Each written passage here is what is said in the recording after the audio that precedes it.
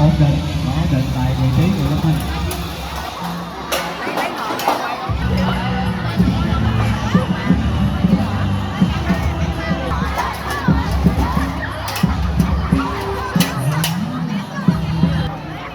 Ngay sau này là lúc này đã coi lòng thị trường và phút của Thanh Huy các phần đoàn phiền nhà trường xin mời đội nó sẽ chuẩn bị sau Thanh Huy của Thanh Huy sẽ đội 5 chuẩn bị